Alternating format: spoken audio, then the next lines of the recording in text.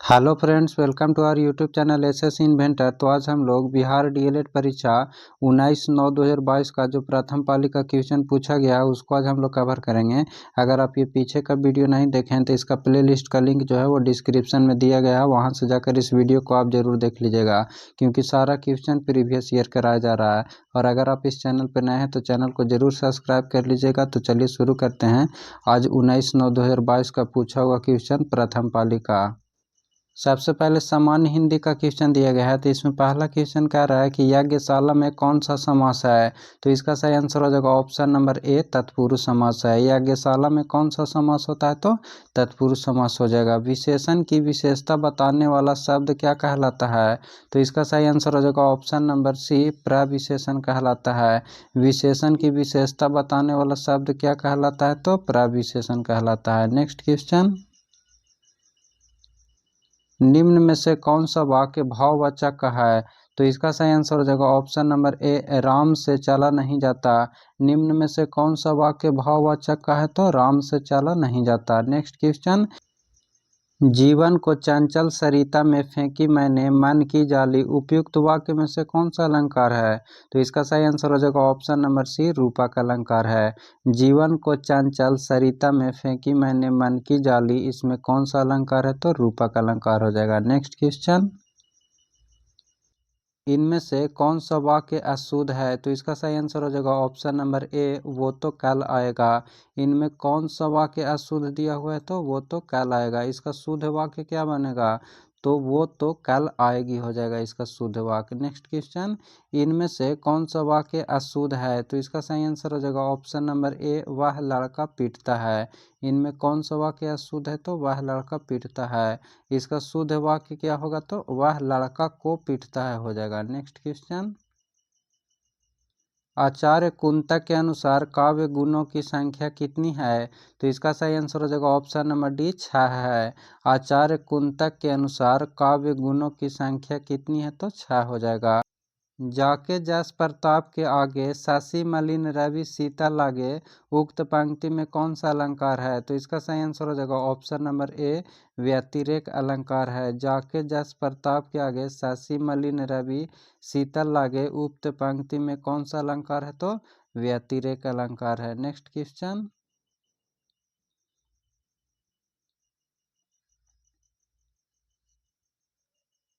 मानो जानो, मनु जनु, मनहु आदि शब्द का प्रयोग किस प्रकार के अलंकार में किया जाता है। तो हम बता चुके हैं कि जहाँ भी मानो जानो दिखेगा वो पूरा पढ़ने का कोई ज़रूरत ही नहीं है। मानो जानो कौन सा अलंकार होता है तो उत्प्रेक्षा अलंकार होता है। नेक्स्ट क्वेश्चन, ये हर सेट में क्वेश्चन पूछा गया है। दुबला पतला लड़का को जब हमने दारा सिंह कहा तो यहाँ कौन सी शब्द शक्ति है। तो इसका सही आंसर हो जाएगा ऑप्शन नंबर डी, व्यंजना। दुबला पतला लड़का को जब हमने दारा सिंह कहा तो यह कौन सा शब्द शक्ति है वो तो व्यंजना हो जाएगा। उद्देश्य के जीवन में जो कुछ कहा जाए उसे क्या कहते हैं। तो इसका सही आंसर हो जाएगा ऑप्शन नंबर डी, विधेय कहते हैं। उद्देश्य के विषय में जो कुछ कहा जाए उसे क्या कहते हैं तो विधेय कहते हैं। नेक्स्ट क्वेश्चन, निम्नलिखित वाक्य किस सर्वनाम का उदाहरण है। जो मेहनत करेगा वह सफल होगा। तो इसका सही आंसर हो जाएगा ऑप्शन नंबर ए, संबंधवाचक सर्वनाम हो जाएगा। जो मेहनत करेगा वह सफल होगा, इसमें कौन सा सर्वनाम हो जाएगा तो संबंधवाचक सर्वनाम हो जाएगा। नेक्स्ट क्वेश्चन, प्रीति नदी में पाव न बोरियो, उपयुक्त पंक्ति में कौन सा अलंकार है। तो इसका सही आंसर हो जाएगा ऑप्शन नंबर बी, रूपक अलंकार है। प्रीति नदी में पाव न बोरियो, उपयुक्त पंक्ति में कौन सा अलंकार हो जाएगा तो रूपक अलंकार हो जाएगा। निम्नलिखित पंक्ति में कौन सा वर्णिक छंद है। आए प्रजाधीप निकेतन पश उधो, पूरा प्रसार करती करुणा जहाँ थी। तो इसका सही आंसर हो जाएगा ऑप्शन नंबर ए, वसंत लिखा है। नेक्स्ट क्वेश्चन, शब्द शक्ति के भेद है। तो इसका सही आंसर हो जाएगा ऑप्शन नंबर डी, इनमें सभी हो जाएगा। शब्द शक्ति के कितना भेद होता है तो 3 भेद होता है। कौन कौन होता है तो अभिथा होता है और लक्षणा व्यंजना, ये तीनों होता है। तो इसका सही आंसर कौन हो जाएगा option number D. Next question, निम्न में से कौन सा वाक्य शुद्ध है। तो इसका सही आंसर हो जाएगा ऑप्शन नंबर बी, पुलाव बहुत लजीज है। इनमें से कौन सा वाक्य शुद्ध है तो ऑप्शन नंबर बी हो जाएगा, पुलाव बहुत लजीज है। नेक्स्ट क्वेश्चन, मन जीते मन हार कर, मन हारे मन जीत, शकील अनूठी है फिर भी करते प्रीत, इस पंक्ति में कौन सा अलंकार है? तो इसका सही आंसर हो जाएगा ऑप्शन नंबर बी, विरोधाभास है। मन जीते मन हार कर, मन हारे मन जीत, शकील अनूठी रीत है फिर भी करते प्रीत, इसमें कौन सा अलंकार हो जाएगा? तो विरोधाभास हो जाएगा। नेक्स्ट क्वेश्चन, निम्नलिखित में से कौन सा युग्म सही नहीं है? तो अल्प विराम तो सही दिया हुआ है, प्रश्नवाचक चिन्ह ये भी सही दिया हुआ है, पूर्ण विराम ये भी सही दिया हुआ है, ऑप्शन नंबर डी गलत दिया हुआ है, विषम या सूचक चिन्ह ऐसे नहीं होता है, इसका चिन्ह कैसे होता है? तो ऐसे होता है, याद रखिएगा। नेक्स्ट क्वेश्चन, वह आता दो टूक कलेजे के, करता पछताता पथ पर आता, प्रस्तुत पंक्ति में कौन सा अलंकार है? तो इसका सही आंसर हो जाएगा ऑप्शन नंबर ए, स्वभावोक्ति हो जाएगा। कंजकली कलिका लतान सिर सारी है, उपयुक्त पंक्ति में कौन सा अलंकार है? तो इसका सही आंसर हो जाएगा ऑप्शन नंबर सी, ए एवं बी दोनों है, रूपक एवं अनुप्रास दोनों अलंकार हो जाएगा। नेक्स्ट क्वेश्चन, इसमें गद्यांश दिया हुआ है, इसको आप पढ़ लीजिएगा। इसका क्वेश्चन कह रहा है कि सुमार्ग का अर्थ क्या है? तो इसका सही आंसर हो जाएगा ऑप्शन नंबर ए, सही रास्ता। सुमार्ग का अर्थ क्या होगा? तो सही रास्ता हो जाएगा। निम्नलिखित में भाववाचक का उदाहरण कौन सा है? तो इसका सही आंसर हो जाएगा ऑप्शन नंबर सी, थोड़ी देर सो लिया जाए। निम्नलिखित में भाववाचक का उदाहरण कौन सा हो जाएगा? तो थोड़ी देर सो लिया जाए, ऑप्शन नंबर सी हो जाएगा। नेक्स्ट क्वेश्चन, मेरा छोटा भाई अमर दिल्ली जा रहा है, वाक्य में कौन सा पदबंध है? तो इसका सही आंसर हो जाएगा ऑप्शन नंबर सी, संज्ञा पदबंध है।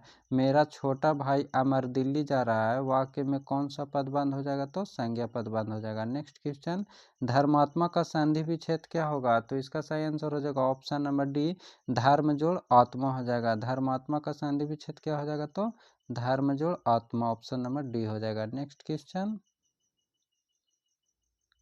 ले चला साथ मैं तुझे कनक, ज्यों भिक्षुक लेकर स्वर्ण झनक, इस पंक्ति में कौन सा अलंकार है? तो इसका सही आंसर हो जाएगा ऑप्शन नंबर सी, उत्प्रेक्षा अलंकार है।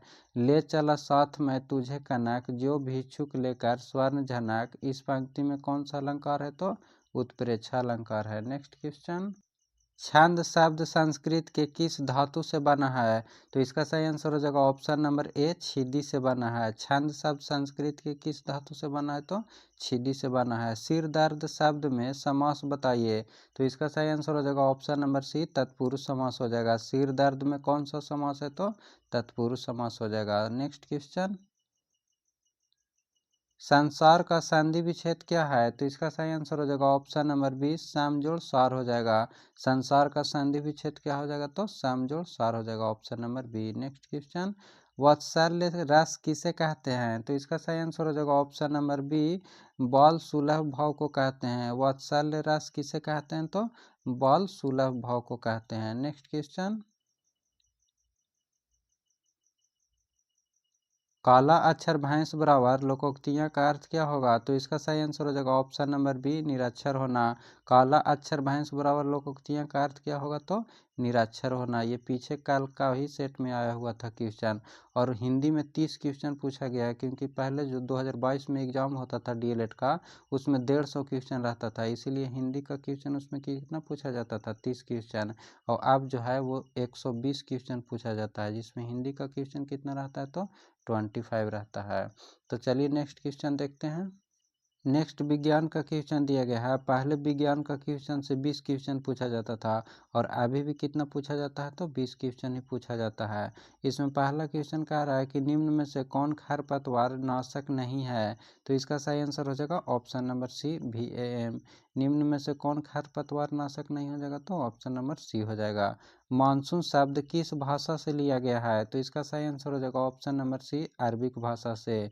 मानसून शब्द किस भाषा से लिया गया है? तो अरबिक भाषा से लिया गया है। नेक्स्ट क्वेश्चन,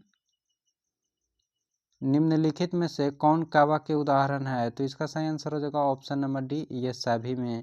निम्नलिखित में से कौन कौवा के उदाहरण है? तो सभी हो जाएगा, option number D. Next question, निम्नलिखित में से किसे एक मृत यांत्रिका ऊतक माना जा सकता है? तो इसका सही आंसर हो जाएगा ऑप्शन नंबर डी, स्केलरेन काइमा। निम्नलिखित में से किसे एक मृत यांत्रिक ऊतक माना जा सकता है? तो एस्केलरेन काइमाको। नेक्स्ट क्वेश्चन, ग्रीन मफलर किससे संबंधित है? तो इसका सही आंसर हो जाएगा ऑप्शन नंबर सी, ध्वनि प्रदूषण से। ग्रीन मफलर किससे संबंधित है? तो ध्वनि प्रदूषण से। ये भी क्वेश्चन रिपीट किया है। निम्नलिखित में से किसमें द्विखंड होता है? अमीबा में, पैरामीशियम में, यूग्लिना में। तो इसका सही आंसर हो जाएगा ऑप्शन नंबर डी, इनमें सभी हो जाएगा। निम्नलिखित में से किसमें द्विखंडन होता है? तो ऑप्शन नंबर डी, इनमें सभी। नेक्स्ट क्वेश्चन, विद्युत चुंबक बनाने के लिए प्रायः किस पदार्थ के छड़ का उपयोग किया जाता है? तो ये कल का ही सेट में आया था कि विद्युत चुंबक बनाने के लिए प्रायः किस पदार्थ के छड़ का उपयोग किया जाता है? तो नरम लोहा का किया जाता है। नेक्स्ट क्वेश्चन, गैस पदार्थ में कणों के बीच की गति को क्या कहा जाता है? तो इसका सही आंसर हो जाएगा ऑप्शन नंबर ए, यादृच्छिक कहा जाता है। गैस पदार्थ में कणों के बीच की गति को क्या कहा जाता है? तो यादृच्छिक कहा जाता है। ऑप्शन नंबर ए हो जाएगा। नेक्स्ट क्वेश्चन, जब किसी पेड़ की शाखा को हिलाया जाता है तो पके हुए फल शाखा से अलग होकर गिर जाते हैं। यह उदाहरण किसका है? तो इसका सही आंसर हो जाएगा ऑप्शन नंबर ए, न्यूटन के गति के प्रथम नियम का है। जब किसी पेड़ की शाखा को हिलाया जाता है तो पके हुए फल शाखा से अलग होकर गिर जाते हैं। यह किसका उदाहरण है? तो न्यूटन के गति के प्रथम नियम का उदाहरण है। नेक्स्ट क्वेश्चन, किसी विद्युत बल्ब 220 वोल्ट तथा 100 वाट अंकित है। जब इसे 110 वोल्ट पर प्रचालित करते हैं तब इसके द्वारा उपयुक्त शक्ति कितना होता है? तो इसका सही आंसर हो जाएगा ऑप्शन नंबर डी, 25 वाट होता है। नेक्स्ट क्वेश्चन, पातियों में फ्लोएम कहाँ रहता है? तो इसका सही आंसर हो जाएगा ऑप्शन नंबर सी, पातियों के निचले एपिडर्मिस की तरफ रहता है। पातियों में फ्लोएम कहाँ रहता है? तो पातियों के निचली एपिडर्मिस की तरफ रहता है। नेक्स्ट क्वेश्चन, निम्नलिखित में से कौन त्वरण का मात्रक नहीं हो सकता है? तो इसका सही आंसर हो जाएगा ऑप्शन नंबर सी, किलोमीटर पर सेकेंड। ये तो लगता है कि 10 बार पूछा होगा कि निम्नलिखित में से कौन त्वरण का मात्रक नहीं हो सकता है? तो किलोमीटर पर सेकेंड। सारा सेट में ये क्वेश्चन आपको देखने को मिलेगा। प्रोटॉन की खोज किसने किया था? तो इसका सही आंसर हो जाएगा ऑप्शन नंबर सी, गोल्डस्टीन ने किया था। प्रोटॉन की खोज किसने किया था? तो गोल्डस्टीन ने किया था। और प्रोटॉन का नाम किसने दिया था? तो प्रोटॉन का नामकरण रदरफोर्ड ने दिए थे, याद रखिएगा। और प्रोटॉन की खोज कौन किए थे? तो गोल्डस्टीन ने किए थे। नेक्स्ट क्वेश्चन, दूरदृष्टि दोष वाली आंखें साफ साफ देख सकती है। तो इसका सही आंसर हो जाएगा ऑप्शन नंबर ए, दूर की वस्तुओं को। दूरदृष्टि दोष वाली आंखें साफ साफ किसे देख सकती है? तो दूर की वस्तुओं को देख सकती है। और दूरदृष्टि दोष को दूर करने के लिए किस लेंस का प्रयोग किया जाता है? तो उत्तल लेंस का प्रयोग किया जाता है। और नज़दीक जो होता है निकट दृष्टि दोष, उसको दूर करने के लिए किस लेंस का प्रयोग किया जाता है? तो अवतल लेंस का प्रयोग किया जाता है, याद रखिएगा। नेक्स्ट क्वेश्चन, निम्नलिखित में से कौन सा भारत का प्रथम नाभिकीय ऊर्जा का केंद्र है? तो इसका सही आंसर हो जाएगा ऑप्शन नंबर डी, तारापुर। निम्नलिखित में से कौन सा भारत का प्रथम नाभिकीय ऊर्जा का केंद्र है? तो तारापुर। और तारापुर कहाँ है? तो महाराष्ट्र में। नेक्स्ट क्वेश्चन, कोशिका भित्ति किसके आसपास पाई जाती है? तो इसका सही आंसर हो जाएगा ऑप्शन नंबर डी, उपयुक्त सभी। प्रोकैरियोटिक कोशिका, शैवाल कोशिकाएं और पादप कोशिकाएं। कोशिका भित्ति किस में पाई जाती है? तो ऑप्शन नंबर डी हो जाएगा, उपयुक्त सभी में पाया जाता है। नेक्स्ट क्वेश्चन, इनमें से कौन ऊष्मक्षेपी अभिक्रिया है? तो इसका सही आंसर हो जाएगा ऑप्शन नंबर ए, त्वरित चूने के साथ जल की अभिक्रिया। इनमें से कौन ऊष्मक्षेपी अभिक्रिया है? तो त्वरित चूने के साथ जल की अभिक्रिया। ऑप्शन नंबर ए हो जाएगा। नेक्स्ट क्वेश्चन, निम्नलिखित में से कौन नीले लिटमस पत्र को लाल करता है? तो सबसे पहले याद रखिएगा कि नीले लिटमस पत्र को लाल कौन करता है? तो अम्ल करता है। तो इसमें ऑप्शन में अम्ल कौन है? तो इसका ऑप्शन हो जाएगा ऑप्शन नंबर डी, बी एवं सी दोनों आंसर हो जाएगा। बी में क्या दिया हुआ? एसिटिक अम्ल दिया हुआ। और सी क्या है? तो फॉर्मिक अम्ल है। तो इसका सही आंसर हो जाएगा बी एवं सी दोनों। नेक्स्ट क्वेश्चन, एक तत्व जिसकी परमाणु संख्या 10 है उसके संबंध में निम्नलिखित में से कौन सा कथन सही है?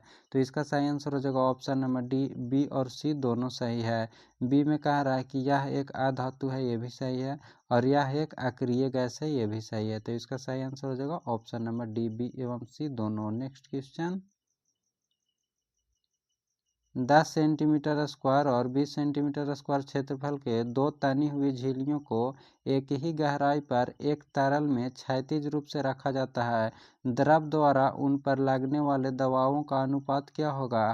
तो इसका सही आंसर हो जाएगा ऑप्शन नंबर डी, 1:1 होगा। Next question.